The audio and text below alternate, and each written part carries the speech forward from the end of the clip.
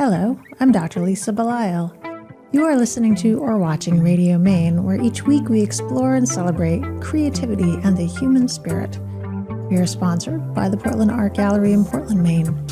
This is the 24th in our solo series. Today's reflection is about the practice of staying. For much of my training in medicine, the emphasis was on action. Assess quickly, decide efficiently, move toward resolution. There were good reasons for that.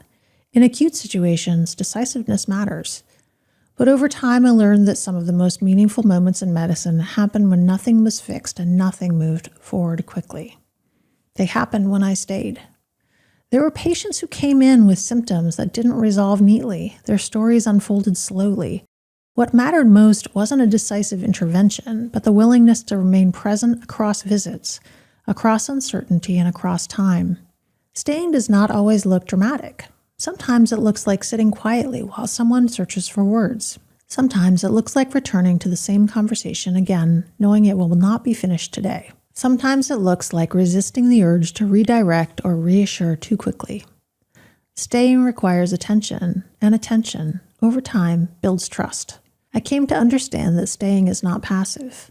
It is an active practice. It asks us to tolerate discomfort, ambiguity, and not knowing. It asks us to resist the reflex to move on too quickly. This is true not only in medicine, but in relationships, leadership, and creative work. In writing, staying might mean sitting with a paragraph that doesn't yet work, not discarding it immediately, but listening for what it is trying to say. In leadership, staying might mean remaining engaged with a difficult conversation instead of rushing toward consensus. It means allowing complexity to exist without prematurely simplifying it. In personal life, staying can be the hardest practice of all. It can mean staying with grief rather than distracting ourselves from it. Staying with change rather than rushing toward reinvention. Staying with ourselves when it would be easier to escape into productivity or noise. I saw this with patients who were navigating life-altering diagnoses. There was often pressure, both internal and external, to be positive or move forward. But what helped most was permission to stay exactly where they were for a while. Not stuck, just present. The practice of staying creates space for honesty. It allows emotions to surface without being managed. It allows understanding to deepen naturally. It allows people to feel accompanied rather than assessed. Over time, I realized that this practice shaped not only how I worked, but how I lived. It influenced how I parented, how I led teams, and how I approached my own transitions. It softened my relationship with uncertainty. It helped me trust that not every moment requires a solution. Staying does not mean we never change. It means we change from a place of awareness rather than avoidance.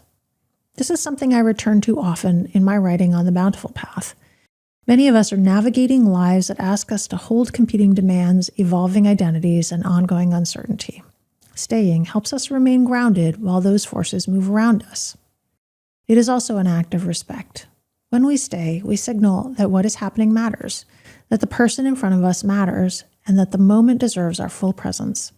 In a culture that rewards speed and optimization, staying can feel countercultural, but it is often where depth is formed.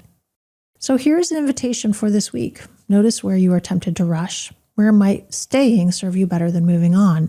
Where might patience create more clarity than action? Try offering your full attention to one moment that usually feels inconvenient or unresolved. See what becomes possible when you do not hurry it. Thank you for listening to this episode as part of the Bountiful Path, a Radio Maine series. If these reflections resonate, I invite you to join me on the Bountiful Path on Substack, where I write about medicine, creativity, leadership, and the lived experience of showing up over time. I'm Dr. Lisa Belisle. Thank you for listening to Radio Maine. May you find steadiness in the quiet courage it takes to stay.